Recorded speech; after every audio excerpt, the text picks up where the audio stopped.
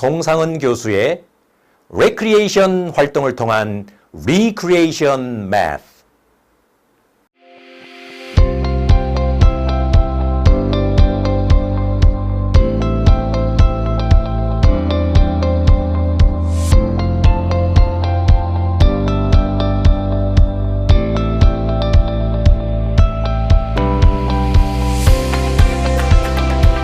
이 시간을 통해 여러분은 지식과 이해 측면에서 베스킨 라빈스 31 게임의 수리적 해법을 이해할 수 있습니다. 수학적 사고의 측면에서 게임의 필승 전략과 변형을 생각해 볼 수 있습니다. 그리고 태도와 의지의 측면에서 수리 게임과 퍼즐에 대한 새로운 호기심을 갖고 이를 발전시켜 보려는 의지를 가지게 됩니다. 님은 가져가다라는 뜻으로 님 게임들 중 가장 잘 알려진 예로는 베스킨 라빈스 31 게임이 있습니다. 님 게임은 주어진 전체 돌의 개수에서 일정한 개수의 돌을 가져가면서 마지막 돌을 가져가는 사람이 승리하거나 패배하는 게임입니다. 형식은 게임이라도 필승 전략이 존재하는 수리적 해법을 갖는 것이므로 수리 퍼즐의 일종입니다. 다음의 영상들을 보면서 베스킨 라빈스 31 게임의 필승 해법과 기존 게임의 한계를 넘어 재창조의 가능성을 찾아보도록 합시다. 1951년 여름, 영국에서는 과학기술, 산업디자인, 건축 및 예술에 대한 발전을 촉진하기 위한 영국 페스티벌이 개최됐습니다. 영국의 초기 컴퓨터 개발 업체였던 페란티는 이 전시회에서 컴퓨터 게임을 만들어 전시하기로 했습니다. 당시 이 회사의 직원이자 호주 출신의 컴퓨터 과학자였던 존 메이커피스 베넷은 사람들에게 잘 알려진 오래된 수학 게임을 컴퓨터 게임으로 만들자고 제안했습니다. 수학을 기반으로 한 게임을 만들면 컴퓨터의 영상 처리 능력과 프로그래밍 기술을 재미있게 보여줄 수 있다고 판단했기 때문입니다. 이렇게 해서 최초의 비디오 게임 중 하나인 림로드가 만들어지게 됩니다. 림로드는 가로 3.7m, 세로 2.7m, 높이 1.5m인 컴퓨터로 플레이어는 패널의 버튼을 눌러 조정하였고 조명을 사용해 게임의 상태를 표시했습니다. 축제 기간 동안 많은 사람들이 이 게임에 대한 관심을 보였는데 게임을 한 플레이어 중에는 컴퓨터 과학의 아버지라 불리는 앨런 튜링도 있었다고 합니다. 그리고 이 림로드를 할 수 있는 게임이 바로 우리가 오늘 알아볼 림게임입니다. 림게임은 그 기원이 명확하지 않지만 중국에서 시작된 것으로 알려져 있습니다. 림게임의 수학적 해법은 1901년 하버드대학교 수학과 교수인 찰스 부턴에 의해 처음 알려졌습니다. 현재 이름인 림도 이때부터 사용됐지만 이름에 대한 정확한 기원은 알려져 있지 않습니다. 이런 림게임은 두 명의 플레이어가 규칙에 따라 돌더미에서 번갈아가며 돌을 가지고 가는 게임으로 돌더미가 3개인 경우가 가장 대표적입니다. 각 돌더미의 개수는 원하는 대로 정하면 되는데 여기서는 2개, 4개, 6개인 경우로 생각하겠습니다. 플레이어는 자신의 차례에 돌더미 하나를 선택하고 선택한 돌더미에서 1개 이상의 돌을 가지고 갑니다. 당연하게도 더미에 있는 모든 돌을 가져가도 됩니다. 이렇게 번갈아가며 돌을 가져가서 마지막에 남는 돌을 가져가는 플레이어가 이기는 게임입니다. 반대로 마지막에 돌을 가져가는 사람이 지는 경우도 생각할 수 있는데 이를 역림게임이라고 합니다. 보통 게임을 할 때 바둑알, 성냥개비, 클립, 구슬 등을 돌 대신 사용할 수 있고 이런 재료가 없다면 종이로 잘라서 게임을 할 수 있기 때문에 어디서든 바로 게임을 해볼 수 있습니다. 돌더미의 수를 변경해서 게임을 해볼 수도 있는데 돌더미가 2개이거나 4개인 경우도 비슷하게 플레이를 할 수 있습니다. 돌더미가 하나인 경우는 좀 특별합니다. 여기서는 31개의 돌더미가 있는 경우를 생각해 보겠습니다. 각 플레이어는 1개에서 최대 3개까지의 돌을 가져갈 수 있고 마지막 돌을 가져가는 플레이어가 승리하게 됩니다. 당연하게도 전체 돌의 개수와 한 번에 최대로 가져갈 수 있는 돌의 개수는 조절할 수 있습니다. 사람들에게 많이 알려진 베스킨라빈스 31 게임의 경우가 사실은 이 림게임의 한 종류입니다. 베스킨라빈스 31 게임은 2명의 플레이어가 번갈아가며 1부터 30일까지 순차적으로 말하는 게임으로 1개에서 최대 3개까지 숫자만 말할 수 있고 마지막 숫자인 30일을 말하는 플레이어가 지는 게임입니다. 따라서 베스킨라빈스 31 게임은 돌더미가 1개인 영림게임으로 볼 수 있습니다. 앞서 림게임의 승리 전략이 하버드대학교 수학과 교수인 찰스 부통에 의해 알려졌다고 했는데 돌더미가 3개 이상이면 이를 파악하는 것이 생각보다 쉽지 않습니다. 그렇기 때문에 꽤 재미있게 플레이를 해볼 수 있습니다. 안녕하세요. 모교수 TV입니다. 먼저 베스킨라빈스 31 게임 방법부터 간단히 알아보겠습니다. 2명 이상의 참가자가 모였다면 참가자는 차례에 따라 1부터 31까지의 수를 순차적으로 말합니다. 이때 수는 한 번에 1개부터 3개까지 말할 수 있는데 마지막에 31을 말한 사람이 지는 게임입니다. 가끔 저희 세 가족은 무료한 시간을 보내기 위해 베스킨라빈스 31 게임을 합니다. 이날도 별다른 생각 없이 규칙에 따라 게임을 하고 있었는데요. 평소와 다르게 갑자기 이 게임 규칙을 분석해서 이 게임을 반드시 이기는 방법을 찾아내고 싶다는 생각이 들었습니다. 직업병 때문일까요? 하지만 뭔가 분명 해법이 있을 것 같았습니다. 그래서 직접 찾아보기로 마음먹었고 결국 나름의 해법을 찾았습니다. 지금부터는 게임하는 사람 수를 기준으로 2명 또는 3명이 게임을 하는 경우로 나누어 설명해 드리겠습니다. 먼저 2인 기준입니다. 저와 제 딸이 게임하는 상황이라 하겠습니다. 2명이 이 게임을 하는 경우라면 제가 이기기 위해서는 마지막에 반드시 30을 말해야 합니다. 그럼 남아있는 숫자는 30일 뿐인데 상대가 31을 말하면 제가 승리하기 때문입니다. 그렇다면 제 차례 마지막에 30을 말하기 위해서는 그 전에 어떤 수를 말해야 할까요? 이는 이 게임을 제가 통제할 수 있는지를 묻는 질문과 같습니다. 그리고 이것이 이 문제 상황을 관통하는 가장 핵심 질문입니다. 2명이 게임을 하고 있고 상대가 말할 수 있는 수는 1개부터 3개까지인데 이 순서대로 제가 수를 3개, 2개, 1개를 말하면 그 합이 4개로서 늘 같기 때문에 제가 이 게임을 통제하며 리드할 수 있게 됩니다. 즉 마지막에 30을 말하기 위해 수를 4개씩 끊어가며 게임 자체를 제 것으로 통제하는 것입니다. 따라서 30에서 4를 뺀 수인 26을 제가 말하면 상대가 자유의지로 몇 개의 수를 말하더라도 저는 반드시 30을 말할 수 있습니다. 26을 말하기 위해서는 26에서 4를 뺀 수인 22를 말하면 됩니다. 같은 방식으로 생각해보면 빨간색으로 동그라미 친 이 숫자들을 제가 선점할 때 저는 게임을 지배할 수 있습니다. 지금부터 2부터 시작해서 4씩 커지는 이 수들을 승리의 열쇠라 부르겠습니다. 이제 게임을 시작해보죠. 제가 성공인 경우에는 첫 번째 순서에 1, 2를 말합니다. 상대가 3, 4를 말했다고 하겠습니다. 그럼 저의 두 번째 순서에 6을 마지막으로 말할 수 있기 때문에 5, 6을 말합니다. 상대가 7, 8, 9를 말하면 저는 10을 말합니다. 상대가 11을 말하면 저는 12, 13, 14를 말하면서 승리의 열쇠가 제일 마지막에 오도록 4개씩 끊어가며 대응합니다. 상대가 15, 16, 17을 말했다면 다음 순번에 저는 무엇을 말해야 할까요? 그렇습니다. 18입니다. 이러한 방식으로 계속 게임을 이어가면 저는 마지막에 30을 말할 수 있게 되고 그럼 상대는 31을 말할 수밖에 없기 때문에 제가 승리하게 됩니다. 2에서 시작하여 4씩 커지는 이 승리의 열쇠들을 잘 기억해 주세요. 그런데 만약 제가 후공이라면 어떻게 해야 할까요? 상대가 이 게임의 승리 공식을 알지 못한다는 전제하에 승리의 열쇠를 마지막에 말하지 않는 상황을 제가 놓치지 않고 낚아채면 게임에서 이길 수 있습니다. 예를 들어보겠습니다. 상대가 1, 2, 저는 3, 4. 상대가 5, 6, 저는 7, 8, 9. 상대가 10, 저는 11, 12, 13. 아직 상대는 승리의 열쇠를 놓치지 않고 있습니다. 이때 만약 상대가 14, 15, 16을 말했다고 하면 우리는 이 기회를 놓치지 않고 17, 18로 응수하며 이 게임의 주도권을 찾아옵니다. 이제 절대 질 수가 없습니다. 상대가 19, 20, 21을 말하면 저는 22. 상대가 23, 24면 저는 25, 26을. 상대가 27, 28이면 저는 29, 30을. 이렇게 되면 상대가 마지막에 31을 말하며 저는 게임에서 승리합니다. 게임이 시작된 후 상대가 승리의 열쇠를 놓치는 순간을 우리가 놓치지 않으면 우리는 반드시 이길 수 있습니다. 다음은 3인 기준입니다. 저희 세 가족이 게임하는 상황이라 하겠습니다. 3명이 이 게임을 하는 경우라면 제가 지지 않는다면 승리하는 것입니다. 그리고 이 게임에서 승리하기 위해서는 마지막에 29 또는 30을 말해야 합니다. 그렇게 되면 제 딸은 30 또는 31을, 아내는 31을 말하게 되기 때문입니다. 그렇다면 제 차례 마지막에 29 또는 30을 말하기 위해서는 그 전에 어떤 수를 말해야 할까요? 그럼 다시 제가 이 게임을 통제할 수 있는지를 확인해 봐야 합니다. 3명이 게임을 하고 있고 두 상대가 말하는 수의 개수를 이처럼 순서상으로 표현하면 개수의 합계에 따라 다음과 같이 5가지 경우로 나눌 수 있습니다. 두 상대가 말한 수의 개수의 합이 2인 경우는 상대 1, 2가 수를 각각 1개씩 말한 경우입니다. 합이 3인 경우는 상대 1, 2가 각각 1개, 2개 또는 2개, 1개. 합이 4인 경우는 상대 1, 2가 각각 1개, 3개 또는 2개, 2개 또는 3개, 1개. 합이 5인 경우는 상대 1, 2가 각각 2개, 3개 또는 3개, 2개. 합이 6인 경우는 상대 1, 2가 각각 3개, 3개를 말한 경우이고 합이 6인 경우 저는 수를 1개. 합이 5인 경우는 수를 1개 또는 2개. 합이 4인 경우는 수를 2개 또는 3개. 합이 3인 경우는 수를 3개. 합이 2인 경우는 일단 건너뛴다고 하면 합이 2인 경우를 제외하고 두 상대가 말한 수의 개수와 제가 말한 수의 개수의 합을 6 또는 7로 통제할 수 있게 됩니다. 그럼 제가 29 또는 30을 말하면 이 게임에서 승리할 수 있고 상대와 저의 수의 개수의 합이 6 또는 7이면 이 게임에서 승리할 확률이 높아지기 때문에 우리는 23을 선점하면 됩니다. 그런데 여기서 한 가지 문제는 23을 선점하기 위한 경우의 수가 너무 복잡하다는 것입니다.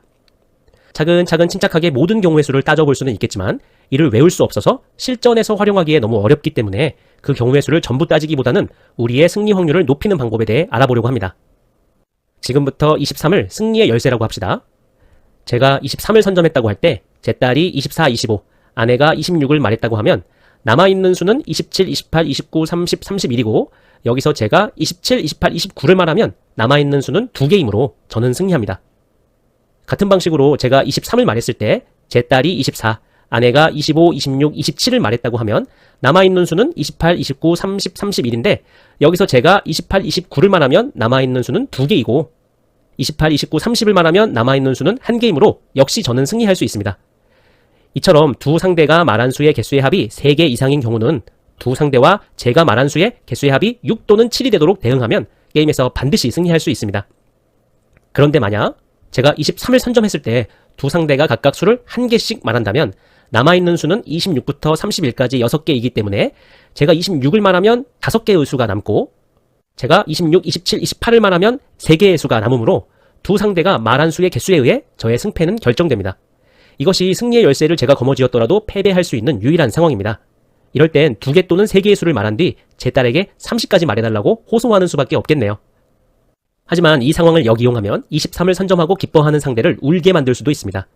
혼자서는 불가능했던 게임 통제가 둘이서는 가능해지기 때문입니다. 아내가 23을 선점했다고 하겠습니다.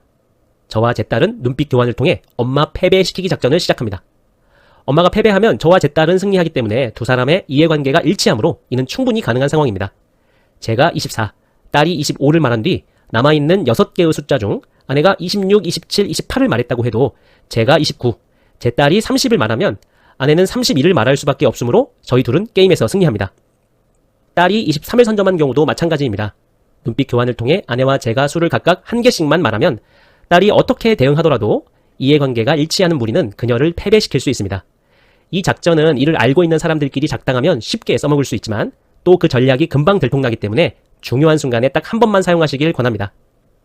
제 앞차례의 상대가 25를 말한 경우 남아있는 수는 6개이므로 최대한 많은 수를 말해 제가 패배할 확률을 낮추는 게 좋습니다.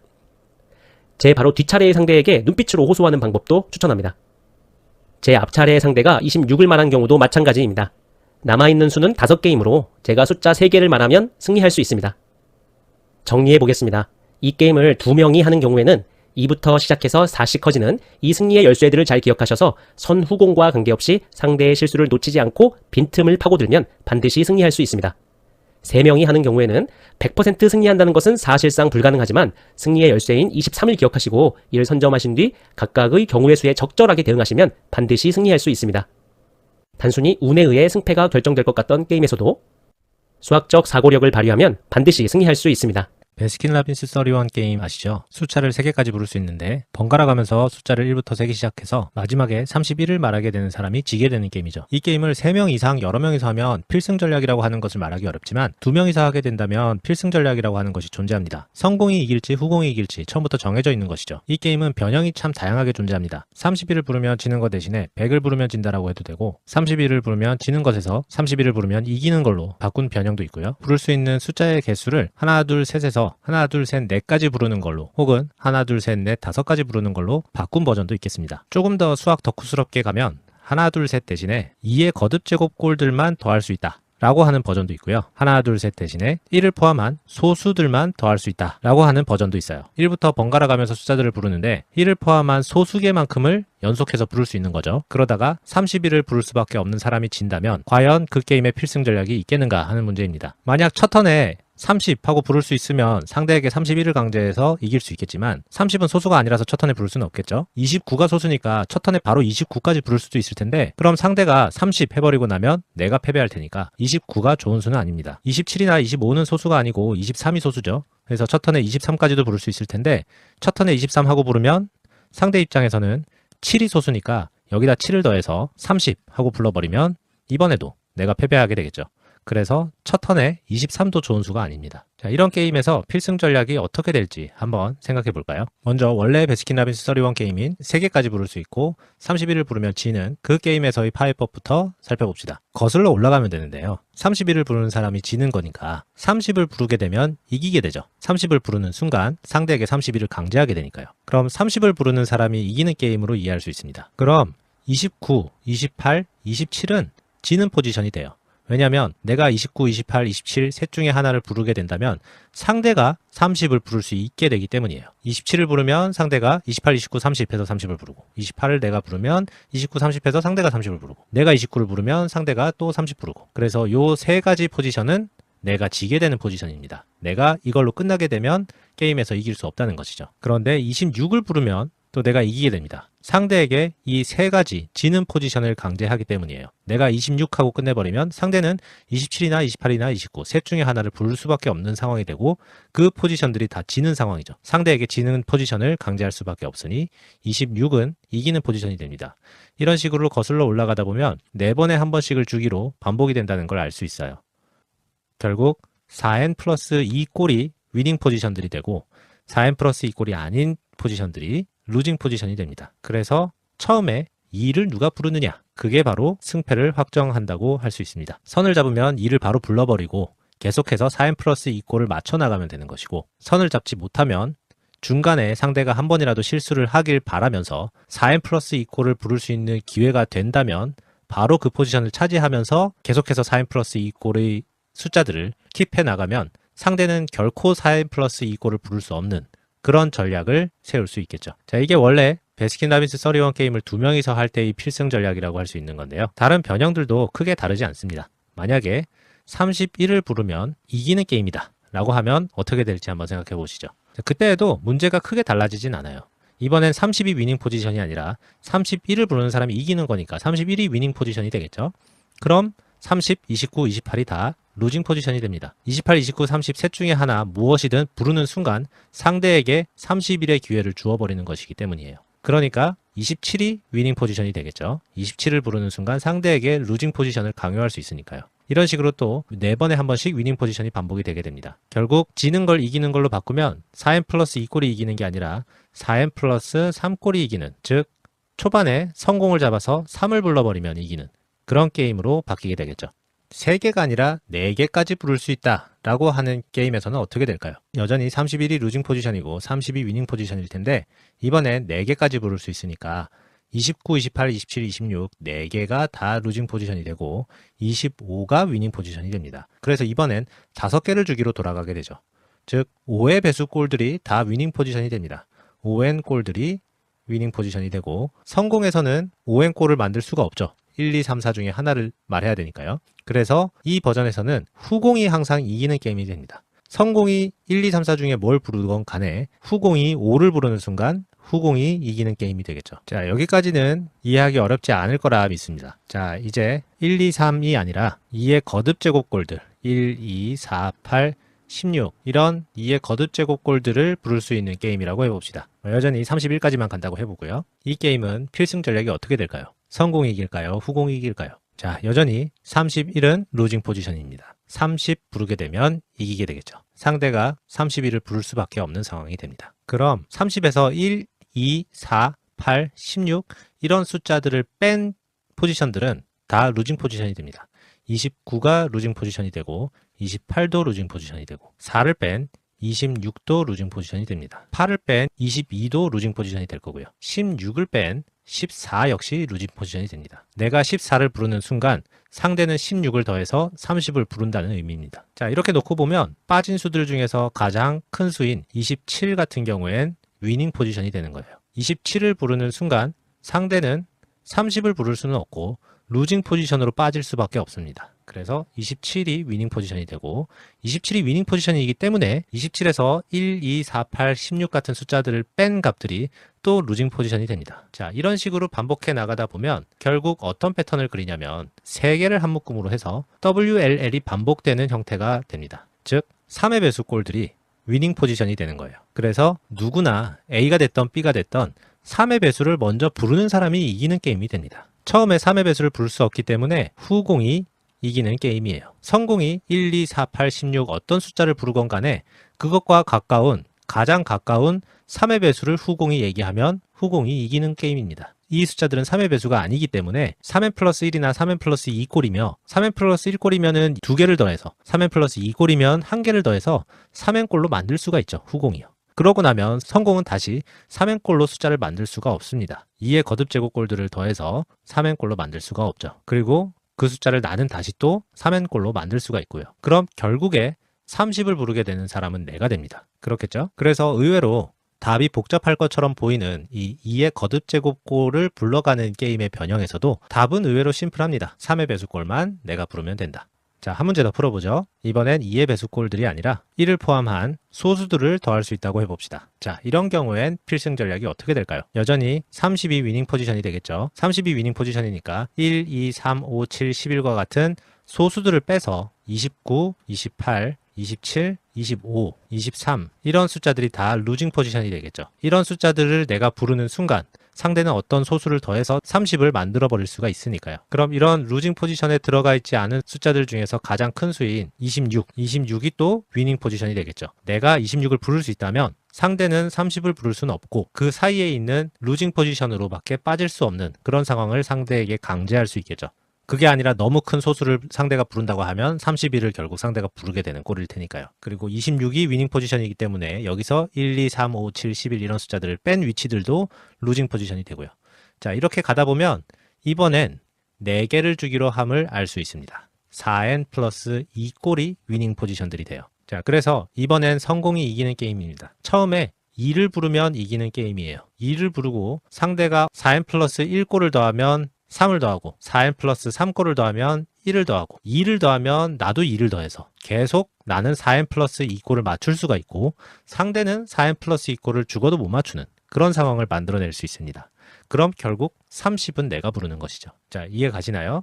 이렇게 좀 어려워 보이는 소수들을 더하는 경우에 어떻게 될까 하는 문제가 사실 그렇게 쉽지 않아 보이는데 차근차근 뒤에서부터 어떤 포지션들이 이기는 포지션인가를 가만 생각하다 보면 어렵지 않게 규칙을 발견할 수 있고 그 규칙이 왜 성립하는지도 쉽게 증명이 가능합니다. 자, 이런 변형 게임들은 많이 만들어낼 수 있겠죠. 조금 더 일반적으로 님 게임을 한번 소개해드리는 시간도 추후에 만들어 보겠습니다. 자, 오늘 다룬 문제들은 Problem Solving Strategies라는 책에서 가져온 문제들입니다. 어떤 친구가 베스킨라빈스 게임으로 내기 하자고 하면 이런 변형 게임을 제시해 보면서 내기에 임해보는 건 어떨까요?